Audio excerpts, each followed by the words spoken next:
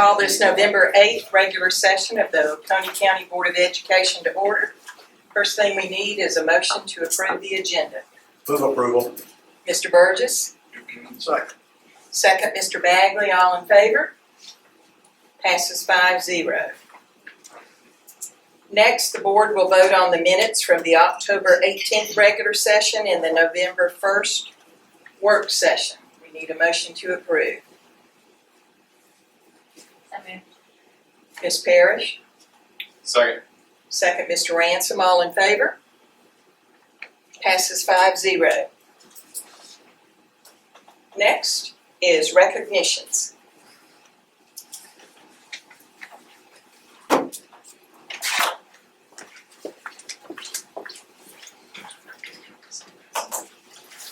Good evening. At this time, board members and Mr. Superintendent, if you'll come forward for the November 2021 recognitions. And as you come up, I'll note that the art display this month is provided by students of North Oconee High School, and their instructor is Kathy Warren.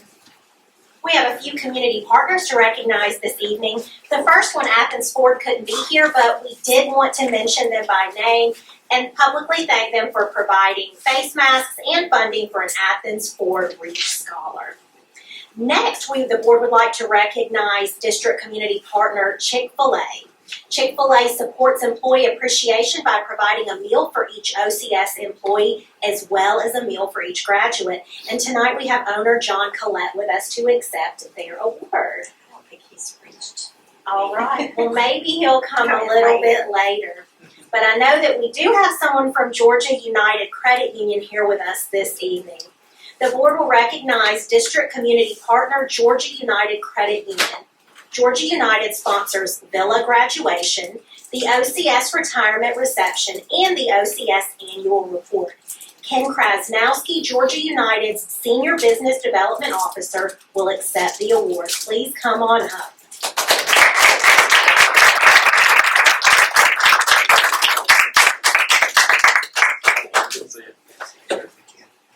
I would like to get your picture. Perfect. One, two, three. So nice. Congratulations, thanks for all you do.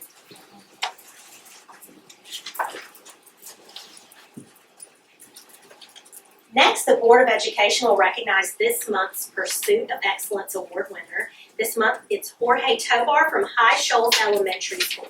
Mr. Tobar will receive a $50 Visa gift card and a golf umbrella. Dominic's Italian Restaurant also donated a $50 gift card, and Oconee County Schools is presenting a plaque. So come on up, Mr. Tobar, and now you can see your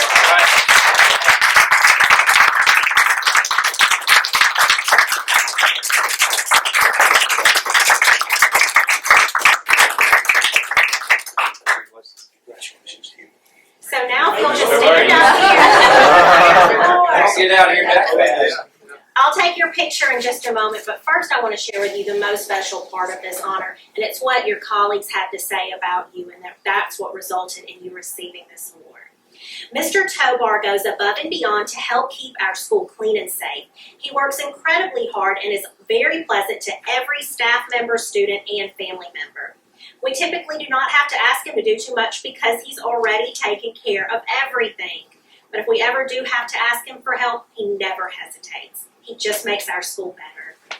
Another said Mr. Tobar is the definition of excellence. He works incredibly hard to maintain our school building and to mentor and guide the custodians under him.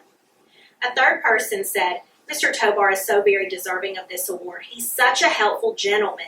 He's always calm and professional, and he always has a positive attitude.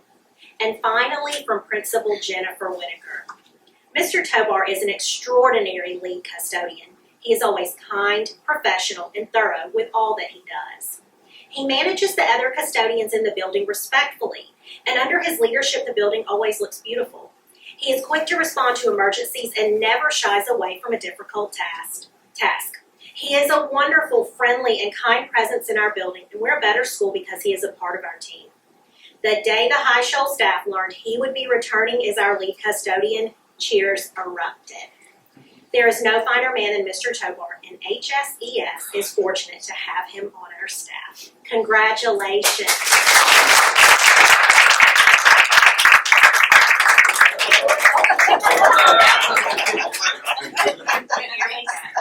One, two, three.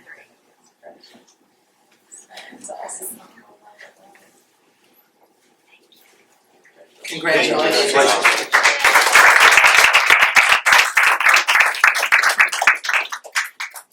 And then finally, Amy Parrish, who is the current president of the Rotary Club, will present the 2020-21 Community Four-Way Test Award to Oconee County Schools for outstanding service to the community.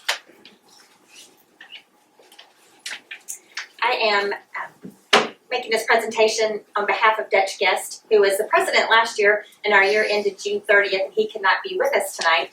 But at the end of our year-end meeting, we gave out awards, and the 4 schools in Oconee County, the Oconee County schools, and then the 3 private schools won the Community Four-Way Test Award. The four-way test is from the earliest days of the organization, Rotarians were concerned with promoting high ethical standards in their professional lives.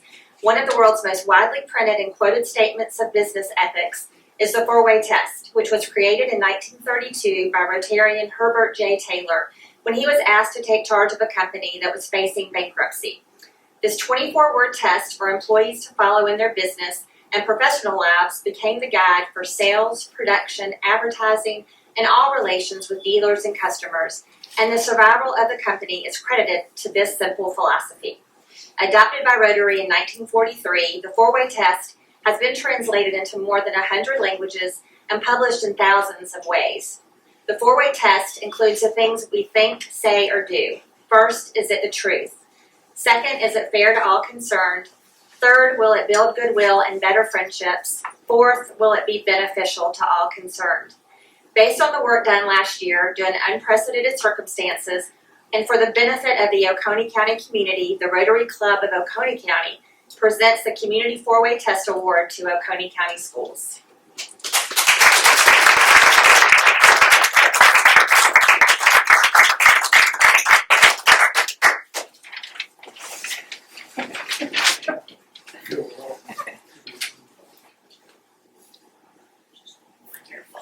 And we do have one more award. We have Mr. John Colette, owner from Chick-fil-A, here with us, and we want to present him with a district partner plaque.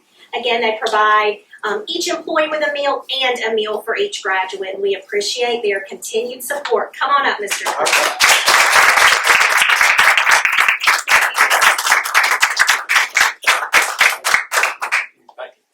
Thank you. This is for you. Stand there, we can Stand get your right here. picture. Okay. You got 1, 2. Thank you. Thank you very much. Thank you all. Thank you very much.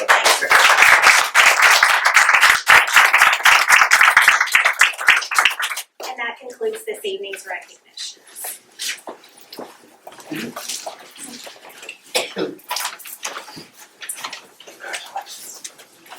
We cried my love.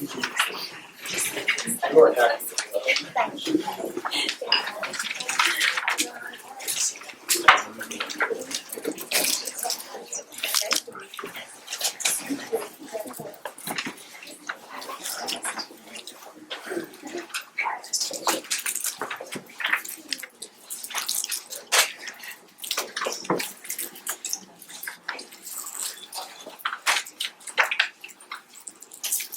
Next on our agenda are points of pride, and we have North Oconee High School presenting tonight.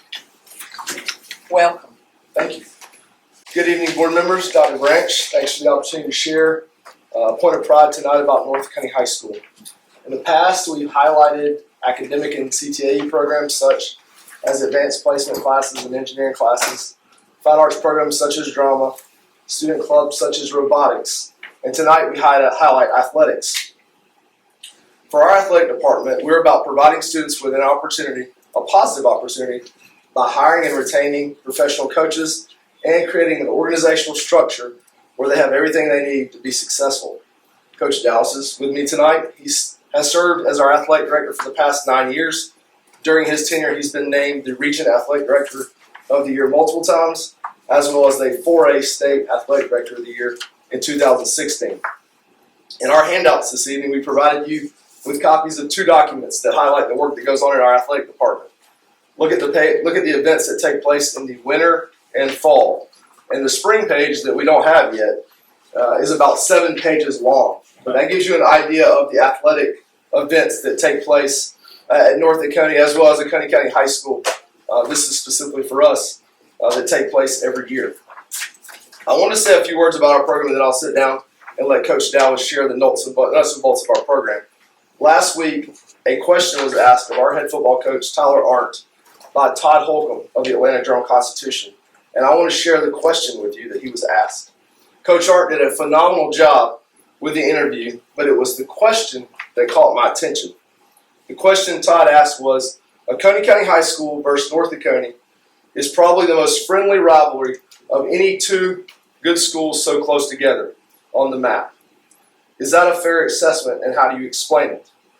And I reflected back on that, and I thought about what it meant for our coaches at North, our coaches at OCHS, our students, and our parents and our community, and how much pride we could take in the fact that that was the question that the Atlanta Journal-Constitution asked our head football coach about our 2 schools. The support that this board has shown our athletic department over the last few years is profound. From new athletic turf to LED lighting to a new track to resurfacing our tennis courts and our gym floors, we say thank you. We also greatly appreciate the partnership and support of our operations and maintenance staff with Brock, Fred, and Steve and all that they do to help us maintain first-class athletic facilities. We're also blessed with a booster club comprised of an executive board led by Coach Dallas that makes decisions on what's best for our entire athletic program. This umbrella booster club helps organize and lead events such as last night's silent auction and reverse raffle. We had almost 1,000 people in our football stadium for that event. The funds raised at these events support our students and our schools from cross-country sports to golf, to tennis, to basketball, and to football. And that's all I have. Coach Dallas. Thank you. I'm really happy to be here tonight to talk about our athletic department. It's something I take a lot of pride in. We all take a lot of pride in. It's such a good reflection on our school, but it's also a good reflection on our whole community. On the board, you'll see a list of the 30 varsity sports that we offer. We have 30 varsity teams. All of these sports, for the most part, also have junior varsity as well as 9th grade teams. So we have a lot of teams that we have to deal with, and it's a wonderful thing. For the purpose of our classification, we are a Quad A school, 4A, per Georgia High School Association. Now that's based on the number of students in our school. This year we added a multiplier, which doesn't affect us because of the way we do things in Oconee County, which is fantastic. The Georgia High School in the next coming weeks will put us into regions, and they will divide all of those schools in 4A into 8 regions. We are currently in 8 Quad A. We hope to stay in 8 Region Quad A. You'll see on the board now we have the number of participants from last year, the 2021 school year. We had 324 male participants. We had 338 female athletes. That means that over 45% of our student body participated in at least one athletic program during the school year. Our Fine Arts department, making up another 25% of our student body participating.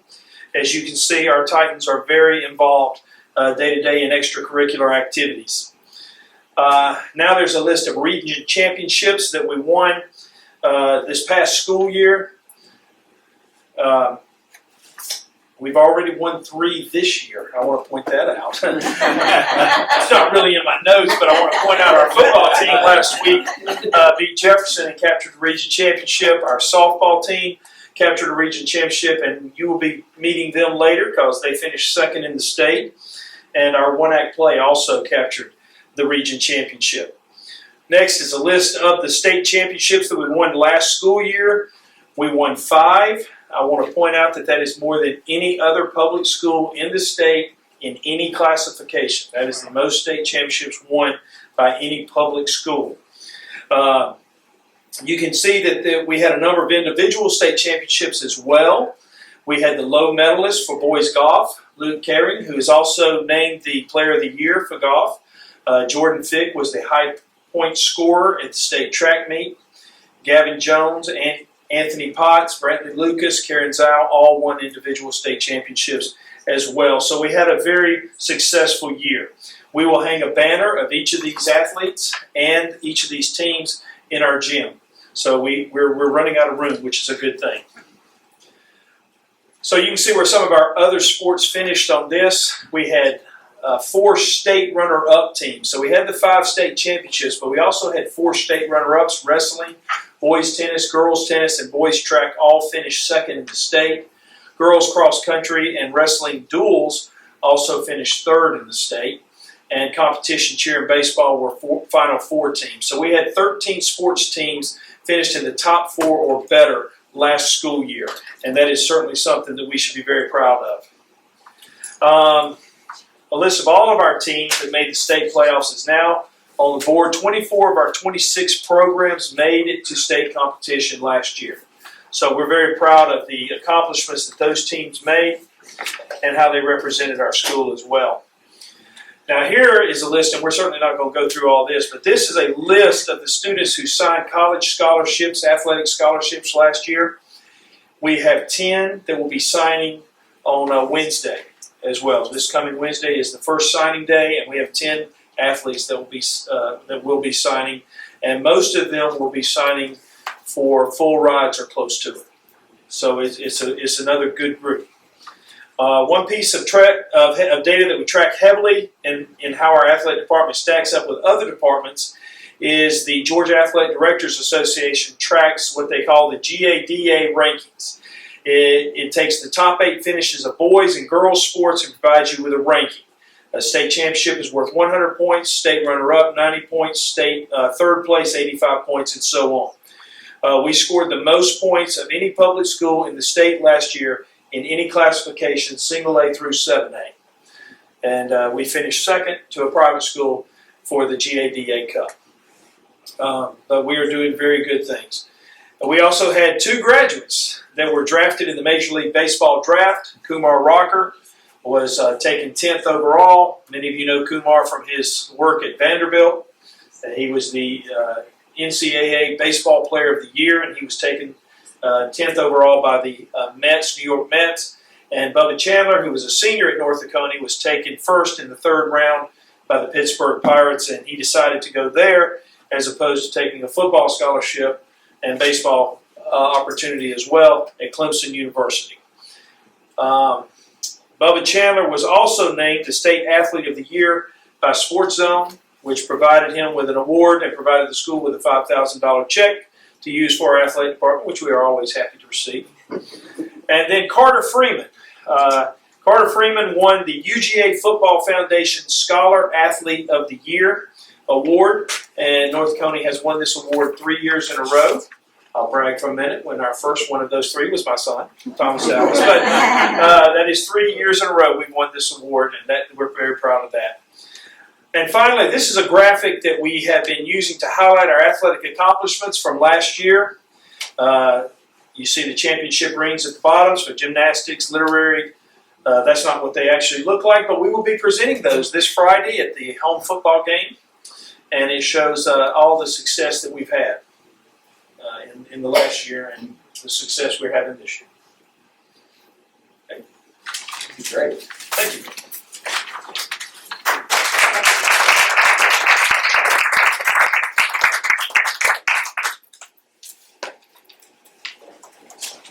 Next, we have communications to the board. First, we have business services. Welcome, Ms. Harlow. Good evening, board members. Business Services has 6 items of information for tonight's board meeting. The first item of information is the cash balance report for October. The second item of information is a list of all vendor payments in October. The third item of information is the budget report for October. Revenues and expenditures are where we would expect at this point in the year. The fourth item of information is the ELOS collections report. The rolling average is 18% over the previous year, and this month's collections are nearly 19% over the previous period last year. The next item of information is the board report for ELOS 5, and as every month the revenues and expenses have been updated as of October 31st. And the last item of information is the federal funds report for September. The report has been updated as of October 31st of this fiscal year. And that concludes my report unless there are any questions. Questions?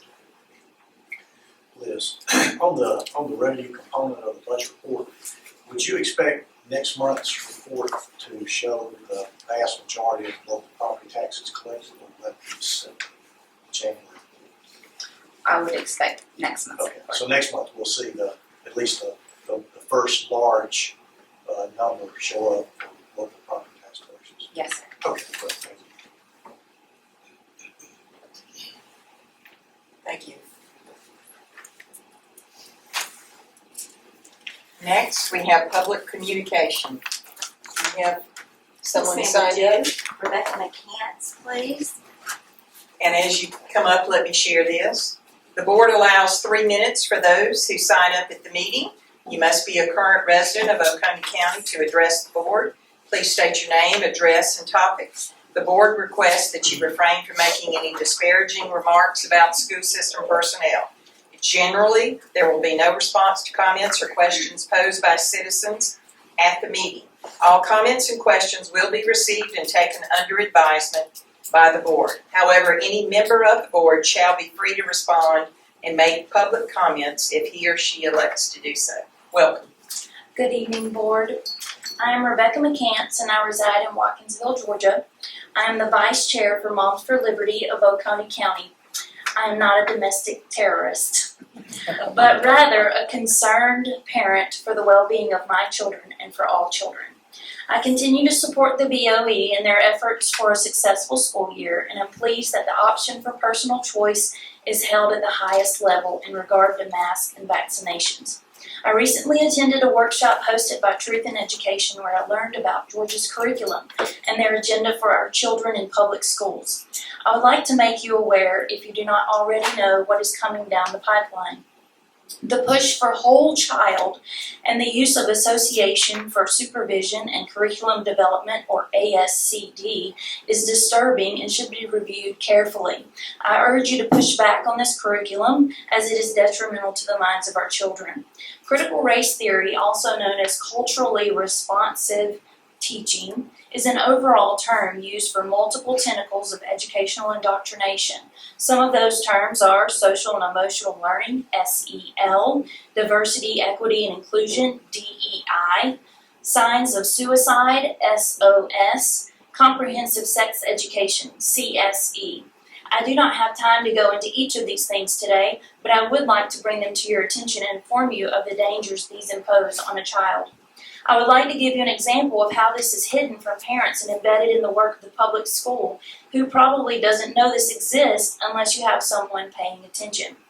Parents, students, and teachers are asked to fill out surveys for the schools, and it is linked to the organization's CCRPI scores, College and Career Ready Performance Index. I am not sure that the questions have been read by adults that the students must read and complete. These are supposed to be anonymous, but are not, as they are tied to individual links and emailed to the students, parents, and teachers. Here's a sample of questions that are asked, and you will find a stark difference between what each of the individuals are being asked. So for the personnel, they have simple questions like, I feel supported by other teachers, I enjoy working in teams, I have been concerned about my physical safety at school. If I report unsafe or dangerous behaviors, I can be sure the problem will be taken care of. And I'm not reading all of these, of course, due to time limitations.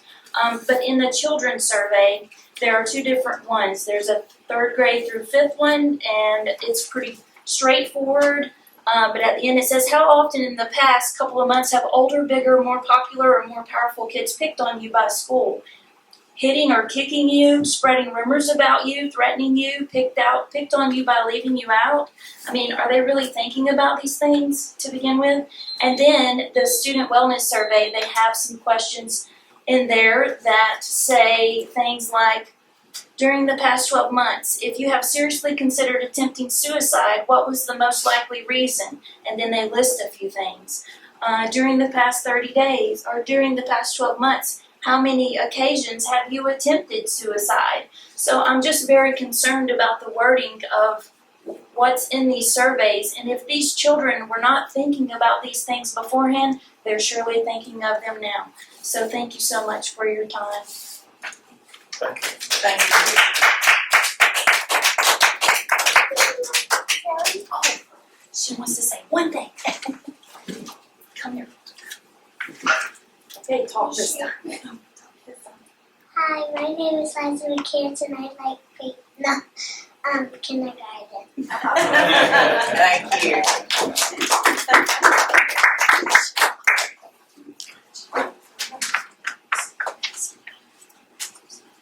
Next, we have our action items.